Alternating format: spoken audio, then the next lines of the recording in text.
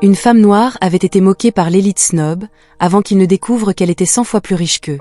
Ils avaient vu sa robe beige simple au milieu de leur somptueuse création de grands couturiers, entendu leurs murmures méprisants sur son apparence modeste, mais n'avaient jamais imaginé la fortune cachée derrière son allure discrète, ni la leçon qu'ils étaient sur le point d'apprendre. Dans cette journée, les lustres en cristal de la salle de bal aux Sornes projetaient une lueur dorée sur le gala de charité le plus exclusif de Boston. Des femmes en robes de créateurs ornées de diamants glissaient sur les sols en marbre de Ross, tandis que des hommes en smoking sur mesure échangeaient des cartes de visite déguisées en bavardage. Catherine Winters avait ajusté son collier de saphir, ses pierres bleues assorties à sa robe élégante. À ses côtés, Eleanor Madison avait lissé sa robe noire de créateur, tandis que Patricia Reynolds rayonnait dans son ensemble bleu marine aux accents argentés. C'était l'élite sociale de Boston en chair et en os. La nouvelle aile de l'hôpital ferait mieux de porter le nom de quelqu'un de valable cette fois, avait remarqué Catherine en regardant la salle d'un œil critique. Les donateurs de l'année précédente étaient à peine établis. Tandis que les femmes hochaient la tête en signe d'accord, une nouvelle venue était entrée dans la salle de bal. Emma Sullivan se tenait là, vêtue d'une simple robe beige, modeste, sans fioritures, et douloureusement sobre comparée aux tenues de couture qui l'entouraient. Pas de bijoux voyants, pas de pochette de créateur. Ses cheveux au burn étaient coiffés simplement, son maquillage minimal. « Qui l'a invitée ?» avait murmuré Patricia sans prendre la peine de baisser la voix. Et dans cette robe, on dirait qu'elle vient pour un entretien d'embauche, pas pour un gala à 5 000 $ l'assiette. Emma s'était déplacée dans la foule avec une confiance tranquille. À 34 ans, elle possédait une grâce naturelle qui ne nécessitait aucune ostentation. Elle s'était arrêtée devant les rendus architecturaux de l'agrandissement de l'hôpital pour enfants, la cause désignée de la soirée, et avait observé des détails que d'autres négligeaient. Ce que ces mondaines ignoraient, c'était qu'Emma avait passé la matinée à visiter le service pédiatrique actuel de l'hôpital. Elle avait appris les noms des jeunes patients et promis à une petite fille atteinte de leucémie que la nouvelle aile aurait des fenêtres donnant sur le jardin où les papillons se rassemblaient au printemps, une promesse qu'Emma savait qu'elle tiendrait. « Je ne crois pas que nous nous soyons rencontrés. » Une voix cultivée s'était élevée à côté d'Emma. Catherine Winters avait tendu la main, son bracelet en diamant captant la lumière. Catherine Winters, présidente de la collecte de fonds du conseil d'administration de l'hôpital. Emma s'était tournée et lui avait offert un sourire sincère. Emma Sullivan. Ravie de vous rencontrer. Le sourire de Catherine était resté figé tandis que son regard évaluait la tenue d'Emma, cherchant désespérément une marque de créateur. N'en trouvant aucune, elle avait demandé d'un ton poli, mais scrutateur. « Qu'est-ce qui vous amène à notre petite réunion ce soir? Êtes-vous avec le personnel médical ?»« Non », avait simplement répondu Emma. « Je suis juste passionnée par les soins de santé pour enfants. » Eleanor et Patricia s'étaient rapprochées, tournant autour d'elle comme des requins élégamment vêtus. « Nous ne voyons pas souvent de nouveaux visages à ces événements », avait commenté Eleanor en levant délicatement sa flûte de champagne. « Le gala aux Sornes est généralement assez exclusif. » Emma avait hoché la tête. L'invitation mentionnait l'aile d'oncologie pédiatrique. « C'est une cause qui me tient à cœur. » Patricia avait échangé un regard rapide avec Catherine, haussant subtilement les sourcils. « Eh bien, chaque petite contribution aide, je suppose. Même si les donateurs de ce soir sont principalement dans la fourchette des 6 et 7 chiffres, tout s'additionne, » avait-elle ajouté avec un sourire suffisant. Emma s'était contentée d'acquiescer avec bienveillance. Les yeux de Catherine s'étaient plissés légèrement. Il y avait quelque chose dans la confiance de cette femme si simple qui la déstabilisait. « Votre robe » avait-elle commencé, sa voix dégoulinant d'une fausse sollicitude. « Est-ce vintage ?» La question avait flotté dans l'air, sa véritable signification transparente. Eleanor avait dissimulé à peine un sourire narquois derrière sa coupe de champagne. « Simple », avait répondu Emma, imperturbable. « Je trouve les motifs élaborés distrayants. »« C'est pratique », avait répliqué Catherine, son ton transformant le mot en insulte. Elle avait échangé un regard entendu avec Patricia et Eleanor avant d'ajouter d'un ton faussement enjoué. « Nous devons absolument vous présenter Montgomery Wells. C'est notre plus gros donateur de l'année dernière. 5 millions pour le service des urgences. Monty adore rencontrer des gens ordinaires. » Les yeux d'Emma avaient brillé d'une sagesse tranquille. « J'apprécierais cela. » Tandis qu'elle la guidait à travers la salle de bal, Catherine avait subtilement levé les yeux au ciel lorsqu'Emma ne regardait pas. Des murmures les avaient suivis. « Qui a amené la secrétaire ? Cette robe vient d'un grand magasin. La pauvre, elle n'a clairement pas sa place ici. » Soudain, Dr James Harris, chef du service de pédiatrie de l'hôpital, s'était approché du groupe avec un sourire chaleureux. « Mesdames, ravi de vous revoir. » Ses yeux s'étaient illuminés en apercevant Emma. « Mademoiselle Sullivan. Je ne savais pas que vous seriez là ce soir. » Les sourcils parfaits de Catherine s'étaient arqués de surprise. « Vous vous connaissez ?» Avant qu'Emma ne puisse répondre, le docteur Harris avait enchaîné avec enthousiasme. « Mademoiselle Sullivan a visité notre service pédiatrique ce matin. Elle a passé des heures avec les enfants. La petite Sophie n'a pas arrêté de parler du jardin de papillons que vous lui avez promis. » Le sourire de Catherine s'était crispé. « Comme c'est charitable. » Mais Dr Harris n'avait pas terminé. Peut-être que Mademoiselle Sullivan pourrait partager ses réflexions sur la conception de la nouvelle aile pendant que nous attendons Montgomery Wells. Son point de vue pourrait être précieux. Patricia avait laissé échapper un rire argenté. « James chéri, je suis sûre que Mademoiselle Sullivan est plus intéressée par les canapés que par les plans de construction. C'est plutôt technique, après tout. » Emma était restée silencieuse, son expression impassible. « En fait, » avait répondu le docteur Harris, son ton se refroidissant légèrement, Mademoiselle Sullivan a posé des questions remarquablement perspicaces sur nos protocoles de soins pédiatriques ce matin. J'apprécierais sa contribution. Le regard de Catherine s'était adouci en une condescendance bien rodée. James, nous ne devrions pas submerger notre invité. Ces événements peuvent être intimidants pour les nouveaux venus. Puis, se tournant vers Emma, elle avait ajouté avec un sourire suffisant. Le cercle des donateurs fonctionne très différemment des visiteurs réguliers de l'hôpital. Tout est plutôt complexe. Mais un bouleversement inattendu allait bientôt remettre en question toutes leurs certitudes. La foule s'était tue, les bijoux scintillaient sous les lustres tandis que l'élite de Boston tournait son attention vers la scène. Mesdames et messieurs, ce soir marquait un chapitre historique pour l'hôpital pour enfants de Boston. Thornton avait commencé, sa voix résonnant avec la gravité de l'instant. La nouvelle aile d'oncologie pédiatrique révolutionnera la façon dont nous traitons nos plus jeunes patients atteints de cancer. Catherine et son cercle s'étaient positionnés bien en vue, près de l'avant. Flûte à champagne rafraîchie, expression pleine d'espoir. C'était leur moment, celui où les dons étaient annoncés, les noms immortalisés et la hiérarchie sociale renforcée. Emma se tenait tranquillement à l'arrière, observant. Avant que nous ne dévoilions notre mur des donateurs, Thornton avait poursuivi. Je veux partager quelque chose d'extraordinaire. Pour la première fois dans les 150 ans d'histoire de notre hôpital, nous avons reçu un don anonyme qui a laissé tout notre conseil d'administration sans voix. Des murmures avaient parcouru la foule. Les dons anonymes n'étaient pas rares, mais le ton du directeur suggérait quelque chose d'inédit. Catherine avait légèrement froncé les sourcils. Les donateurs anonymes ne correspondaient pas parfaitement à ses calculs sociaux. Ils ne pouvaient pas être classés, impressionnés ou mis à profit pour de futures connexions. Cet individu a contribué 25 millions de dollars spécifiquement pour notre aile d'oncologie pédiatrique, avait annoncé Thornton, avec une seule condition, que la New Garden Terrace soit appelée le refuge des papillons de Sophie. Le regard du docteur Harris s'était immédiatement posé sur Emma. Alors que nous respectons normalement la confidentialité de nos donateurs anonymes, Thornton avait continué, ce bienfaiteur particulier nous a donné la permission de le reconnaître ce soir, car il est présent dans cette même pièce. Le groupe de Catherine s'était redressé imperceptiblement, chaque femme calculant mentalement si sa famille avait pu secrètement faire un tel don à son insu. Notre bienfaiteur extraordinaire a une position unique en matière de maladies infantiles, avait expliqué Thornton. Il y a 20 ans, elle-même était une patiente de notre hôpital, menant une bataille qu'aucun enfant ne devrait affronter. Aujourd'hui, elle continue ce combat au nom des autres.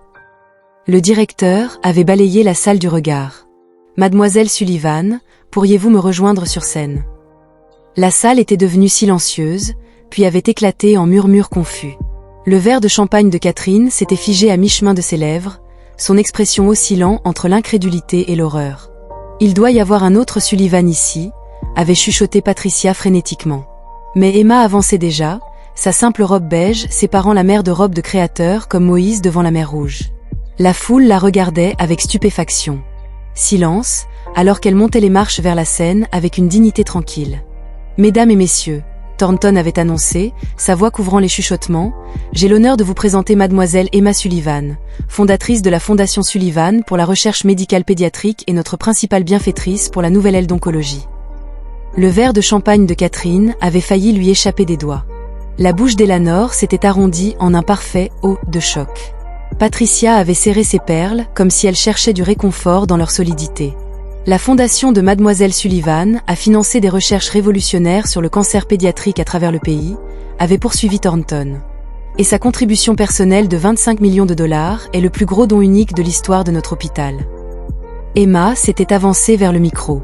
Sa robe simple ne paraissait plus comme une erreur de mode, mais comme un choix délibéré, une déclaration sur ses valeurs et ses priorités, rendant soudainement la robe de créateur de Catherine ostentatoire. « Merci, directeur Thornton », avait commencé Emma, sa voix douce mais inébranlable. « Quand j'avais 12 ans, j'ai passé 9 mois dans cet hôpital à lutter contre la leucémie.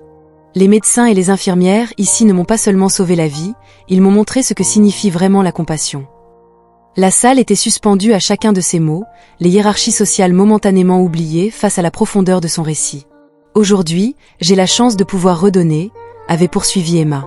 La Fondation Sullivan a été créée avec une mission singulière, garantir que chaque enfant, quelle que soit la situation financière de sa famille, reçoive la même qualité de soins qui m'a sauvé la vie.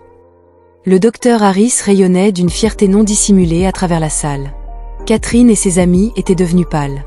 Leurs moqueries précédentes se rejouaient dans leur esprit avec une clarté dévastatrice. Le refuge de Sophie sera un lieu de guérison et d'espoir, avait expliqué Emma, ses yeux brillants de détermination.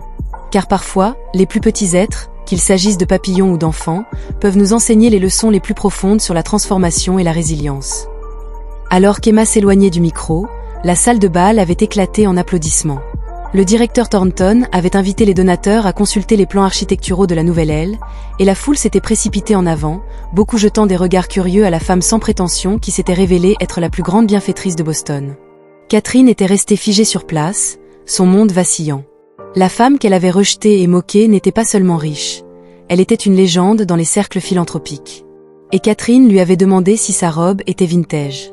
Alors que la foule se dirigeait vers l'exposition architecturale, Emma se retrouvait au centre d'une mer d'attention. Les membres du conseil d'administration, qui l'avaient ignorée plus tôt, se disputaient désormais sa reconnaissance. Ceux qui avaient chuchoté derrière leurs mains affichaient maintenant une familiarité feinte. À travers la foule pressante, Emma avait aperçu Catherine et ses amis, blottis dans une conversation urgente, leur regard oscillant entre la mortification et le calcul. Le véritable impact de la soirée ne se trouvait pas dans cette salle de bal, mais dans les lits d'hôpitaux à travers la ville. Leur avenir était désormais plus radieux, car quelqu'un qui aurait pu vivre uniquement pour elle-même avait choisi de vivre pour les autres. Alors que la soirée avançait, Emma s'était retrouvée momentanément seule, étudiant le rendu du refuge des papillons de Sophie. La conception du jardin avait inclus des aménagements spéciaux pour les lits d'hôpitaux et les fauteuils roulants, permettant même aux enfants les plus gravement malades de ressentir la présence curative de la nature. C'était magnifique. Une voix s'était élevée.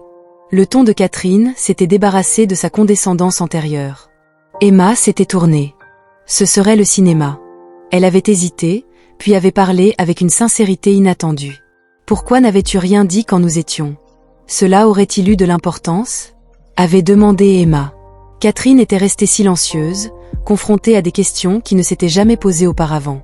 Son monde soigneusement construit venait d'être ébranlé. Ma valeur. La valeur de chacun ne se mesure pas à son compte en banque ou à son nom de famille, avait poursuivi Emma avec douceur. Les enfants que j'avais visités ce matin ne se souciaient pas des marques de créateurs ou des relations sociales. Ils se souciaient de la gentillesse, d'être vus pour ce qu'ils étaient, et non pour ce qu'ils possédaient ou à quoi ils ressemblaient.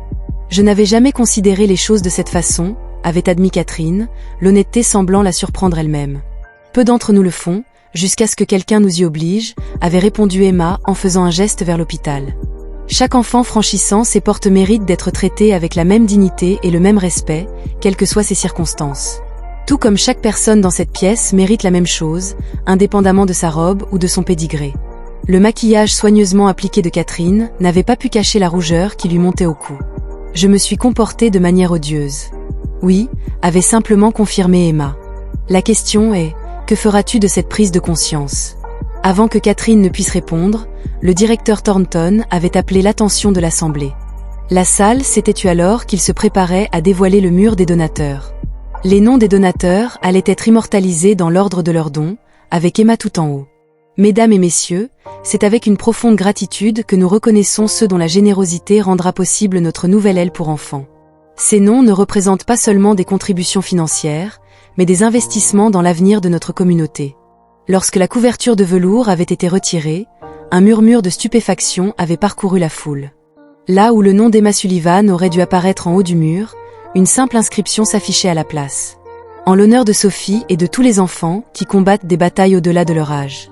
Votre courage inspire notre engagement.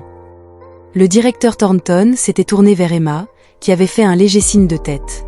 Mademoiselle Sullivan a demandé que sa contribution reste anonyme sur notre installation permanente, avait-il expliqué, la voix chargée d'émotion. Elle croit que le véritable objectif doit rester les enfants que nous servons.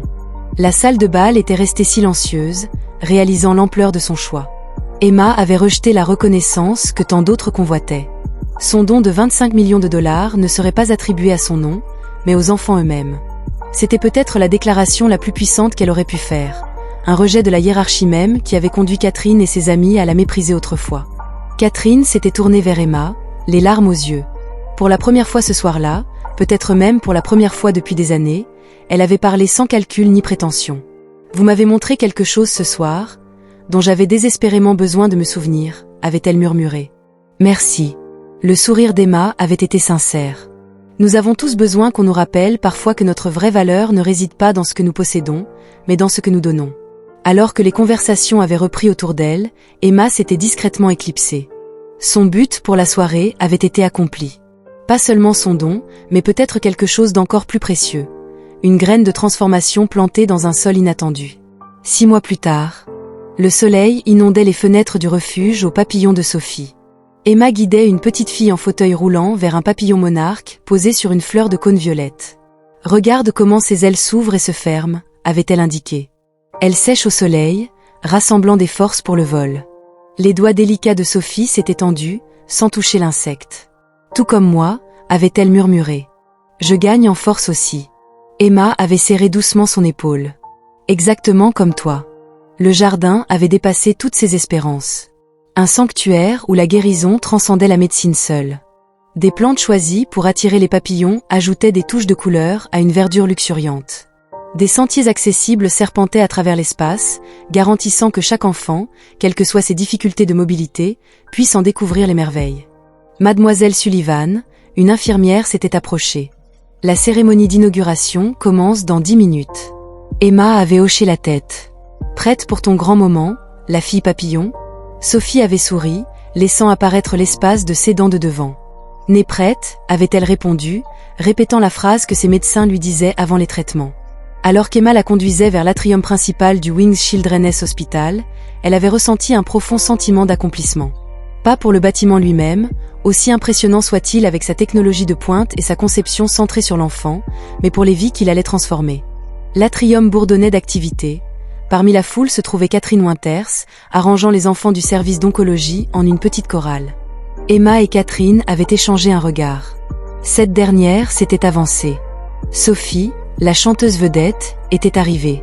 Elle s'était agenouillée à hauteur de l'enfant avec une aisance naturelle. La condescendance d'autrefois avait disparu.